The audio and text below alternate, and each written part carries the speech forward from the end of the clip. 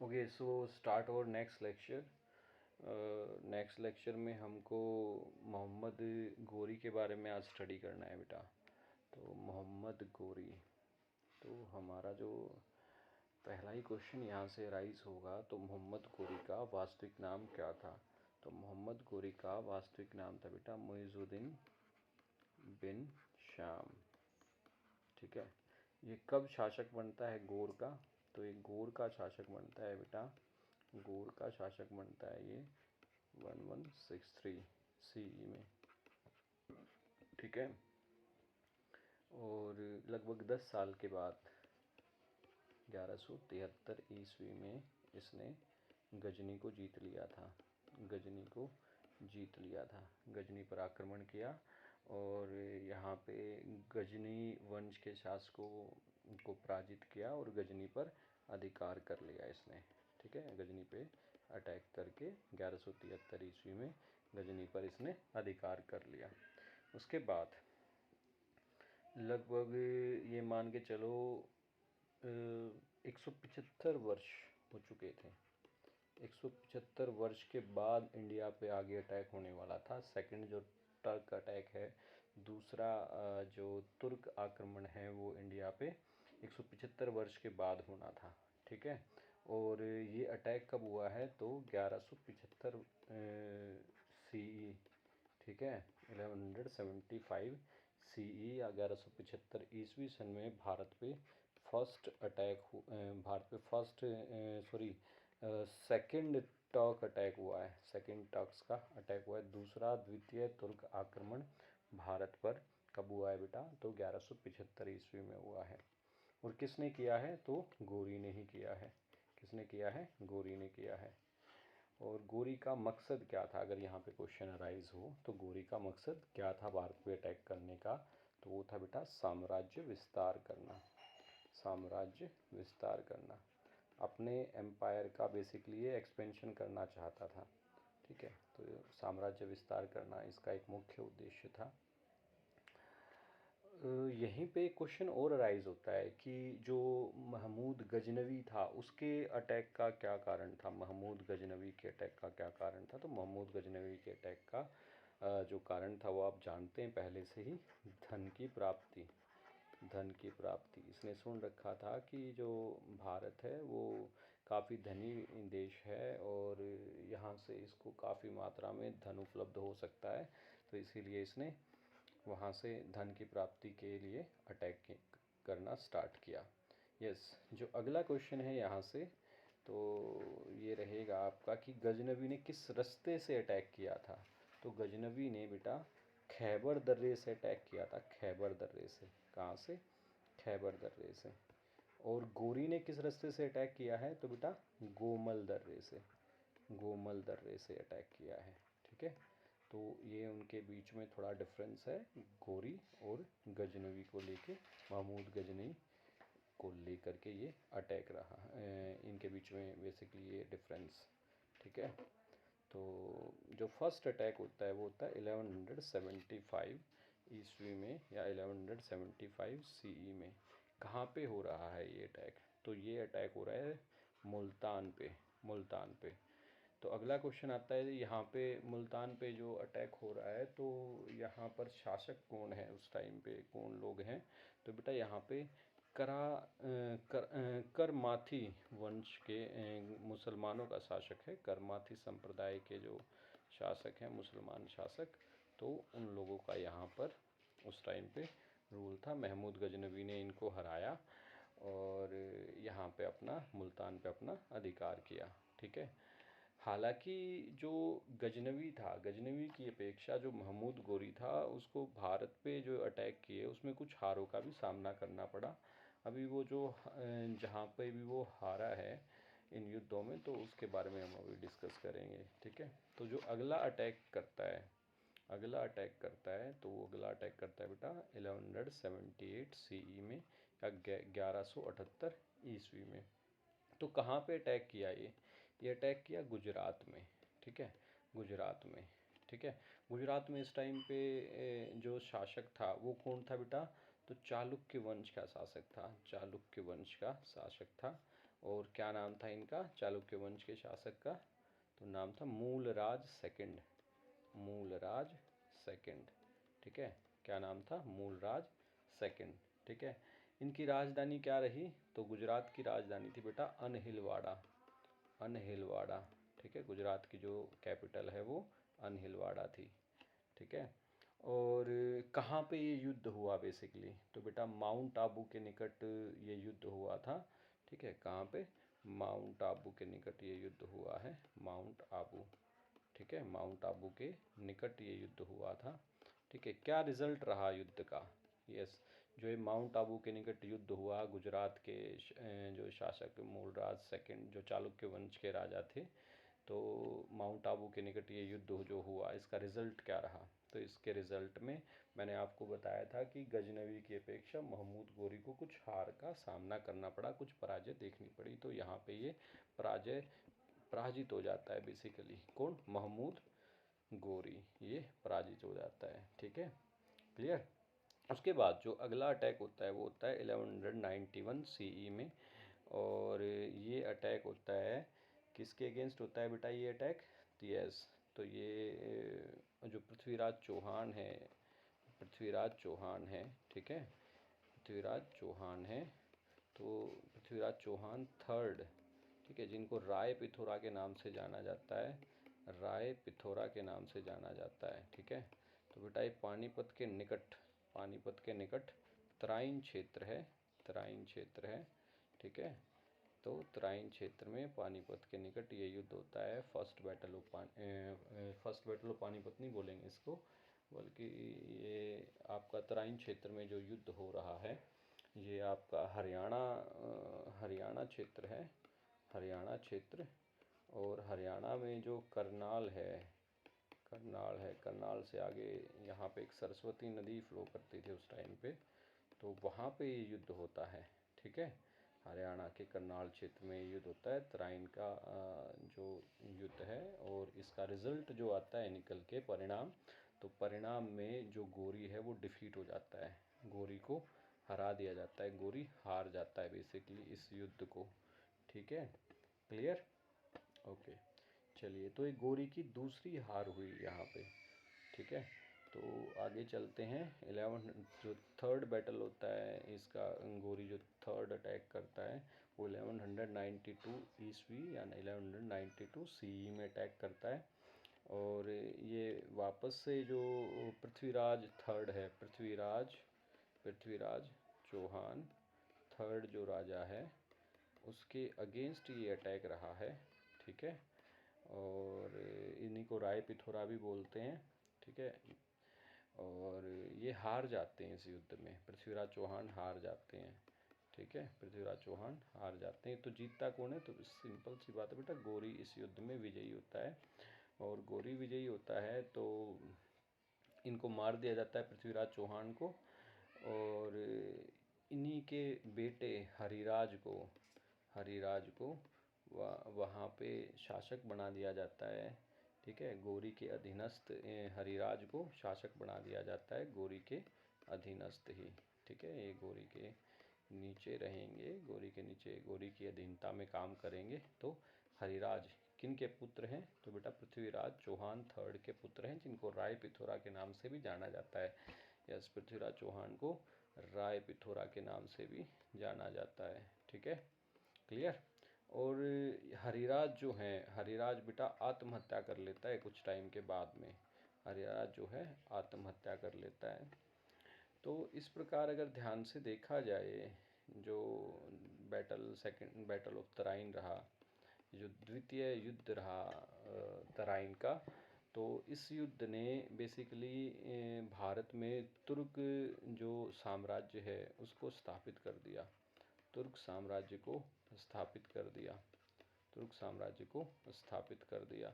इसीलिए ये जो बैटल है ये इतना इम्पोर्टेंट हो जाता है, सेकंड बैटल ऑफ तराइन, इसीलिए ये इतना इम्पोर्टेंट हो जाता है क्योंकि ये बेसिकली निर्णायक युद्ध रहा।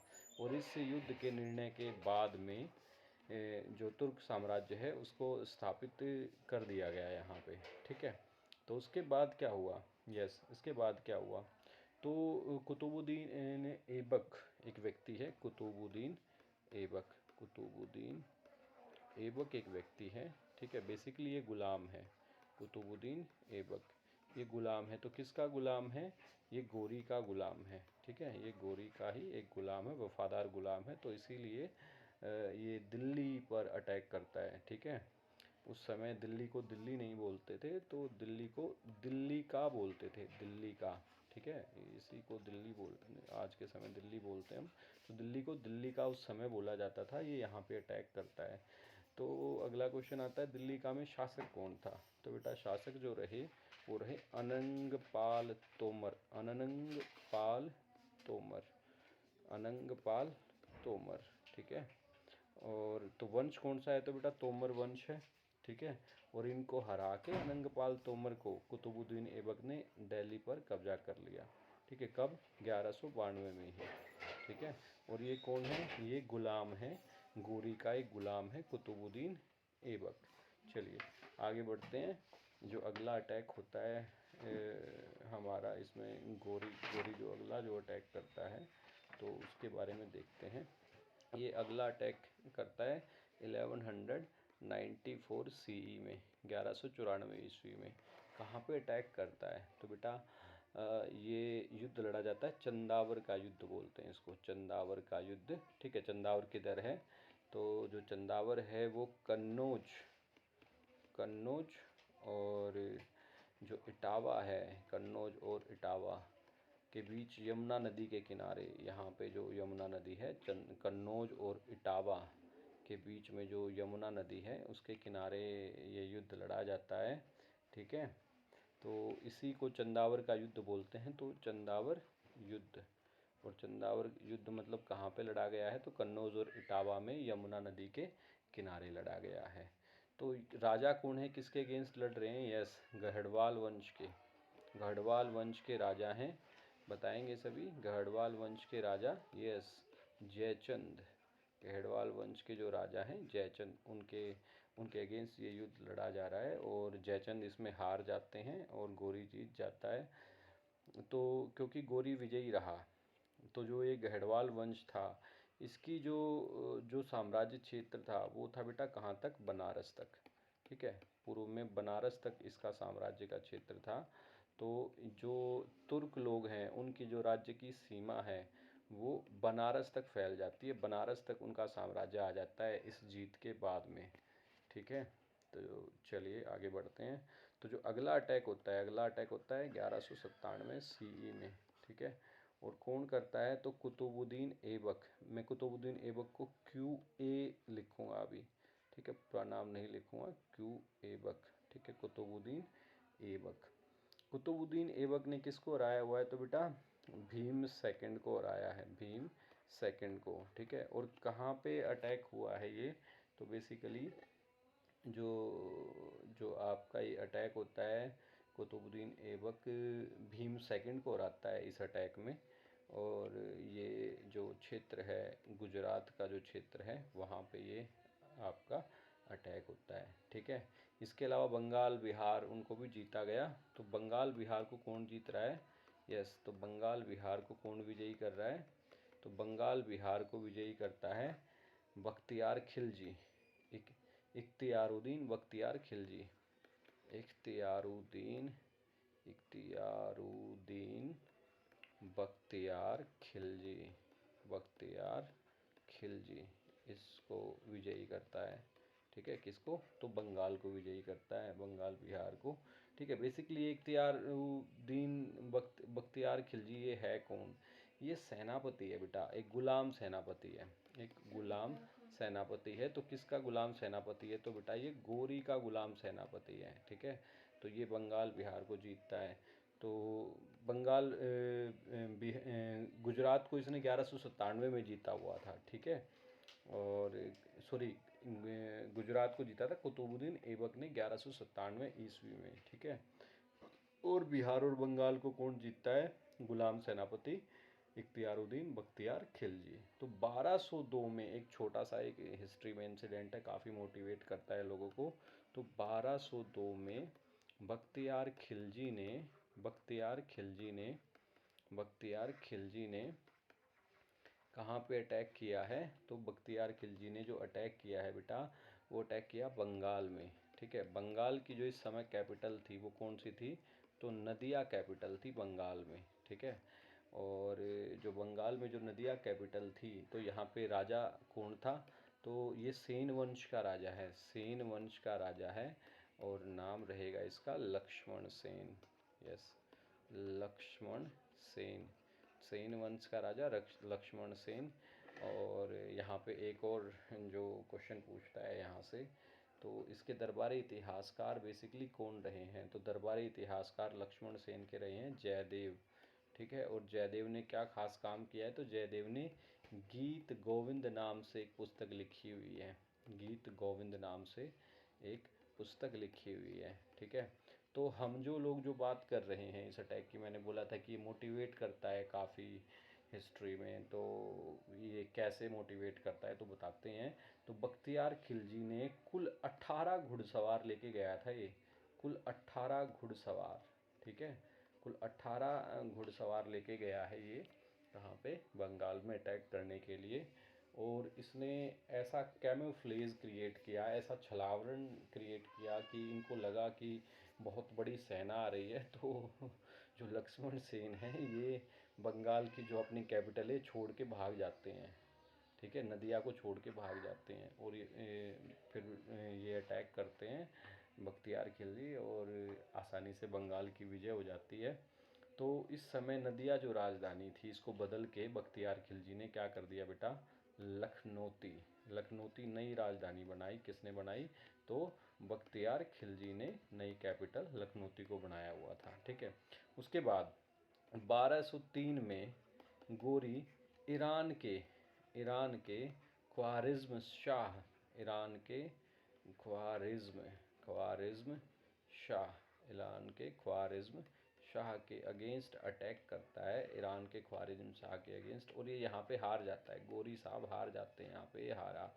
ठीक है, और हार के वापस आता है इंडिया में। तो 1205 में वहाँ से पराजित होने के बाद 1205 में वापस इंडिया आता है, वापस भारत आता है। और वापस भारत आता है तो ये क्या कर रहा था बेटा? ये नमाज पढ़ रहा था। कहाँ पे नमाज? सॉरी, अभी नहीं। तो ये उसका अंतिम सैन्य अभियान रहा गोरी का 1250 में भारत में, ये अंतिम सैन्य अभियान रहा। तो मार्च 1205 में जब ये वापस भारत आ रहा है, तो ये अंतिम सैन्य अभियान था गोरी का, अंतिम सैन्य अभियान जो जब ये 1205 में भारत की तरफ आ रहा है। तो 1206 में दमयक एक स्थान है सिंधु नदी के किनारे। ठीक है, रिवर है सिंधु, और स्थान का नाम है दमयक। दमयक स्थान पर ये नमाज पढ़ रहा था, ये साहब नमाज पढ़ रहे थे, गोरी साहब। और वहाँ पे अटैक होता है। फिर किसका अटैक होता है? तो बेटा खोखर वंश के लोगों का अटैक होता है, पंजाब के जो खोखर वंश के जो लोग हैं उनका अटैक होता है, और ये गोरी को नस्ते नाबूद कर देते हैं। गोरी की डेथ हो जाती है यहाँ पे।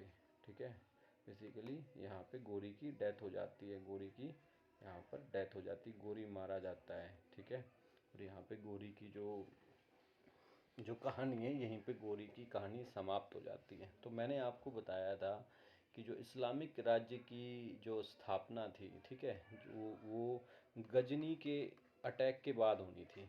गजनी के अटैक के बाद जो इंडिया में, भारत में जो इस्लामिक राज्य की स्थापना की संभावना थी एक, ठीक है, संभावना हो गई थी। ठीक है, वहीं पर गोरी ने क्या किया?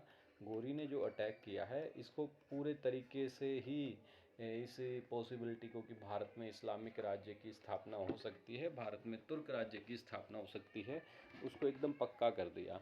तो इसीलिए जो तुर्क राज्य का संस्थापक है वो गोरी को माना जाता है, तुर्क राज्य का संस्थापक वो गोरी को माना जाता है। ठीक है, अब जहाँ पर कोई राजा जीत जाता है, कोई युद्ध जीत जाता है, तो वहाँ पर वो क्या करता है? कोई ना कोई सिक्के वगैरह चलाता है। तो अगला जो टॉपिक है वो हमको थोड़ा सिक्के के बारे में देखना है। गोरी ने जो सिक्का वगैरह चलाया हुआ था यहाँ पे, तो सिक्कों में बेटा एक तरफ सिक्कों में क्या मिलता है? लक्ष्मी जी अंकित हुई मिलती हैं, और नंदी बैल, यस, नंदी बैल, लक्ष्मी जी और नंदी बैल। तो एक तरफ सिक्के पे लक्ष्मी जी और नंदी बैल अंकित है और दूसरी तरफ सिक्के पे कलमा खुदवाया गया है। यस, कलमा खुदवाया गया है सिक्के के ऊपर। तो एक ऐसा सिक्का हमको यहाँ से मिलता है गोरी का। ठीक है, और भी कोई सिक्का है मिलता है तो यस मिलता है।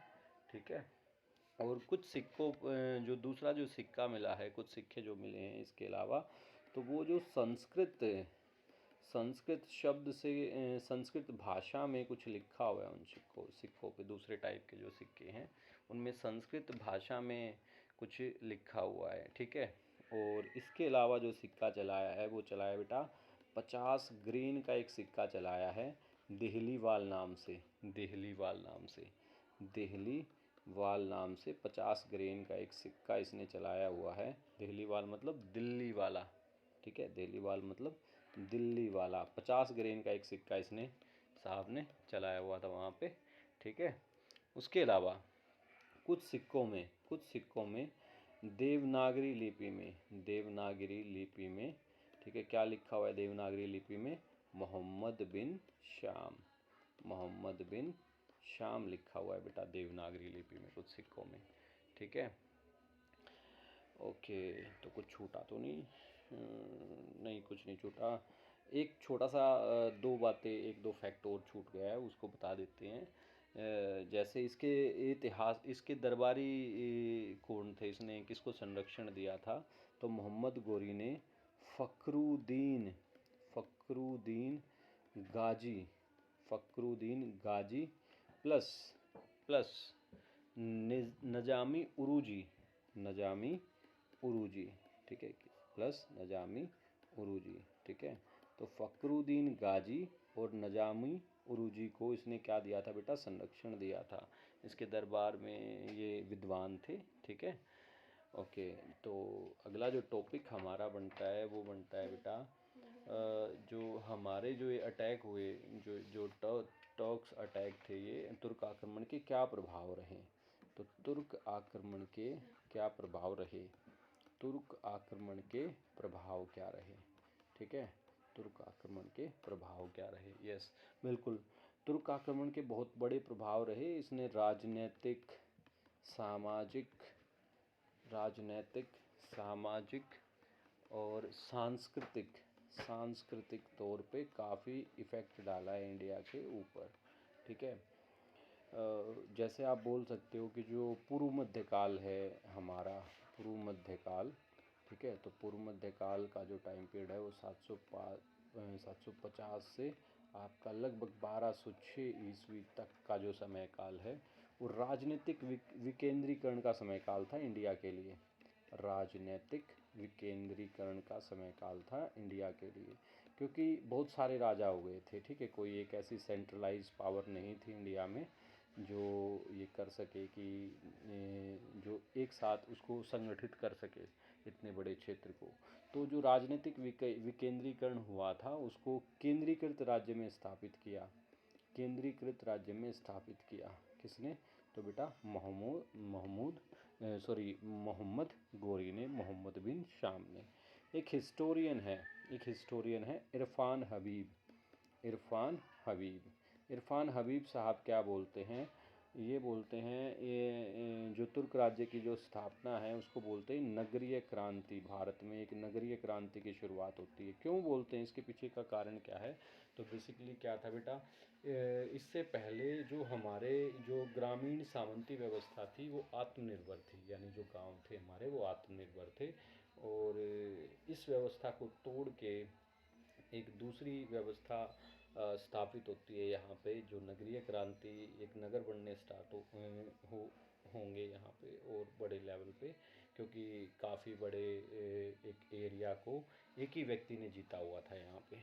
ठीक है, इसके अलावा कोई चेंज होता है? यस, तो इनकी जो भाषा होती है राजभाषा तुर्कों की, तो आपको भली बात ही पता है, राजभाषा फारसी हो जाती है। यानी कि आप ये बोल सकते हो कि यहाँ की जो प्रशासकीय भाषा है, इंडिया की जो प्रशासकीय भाषा है वो कैसी हो जाती है? तो जो प्रशासकीय भाषा है वो फारसी हो जाती है। ओके, सो इतना ही आज के लेक्चर में कवर करेंगे। ठीक है, अगर आपको अच्छा लगता है तो प्लीज़ कमेंट एंड शेयर।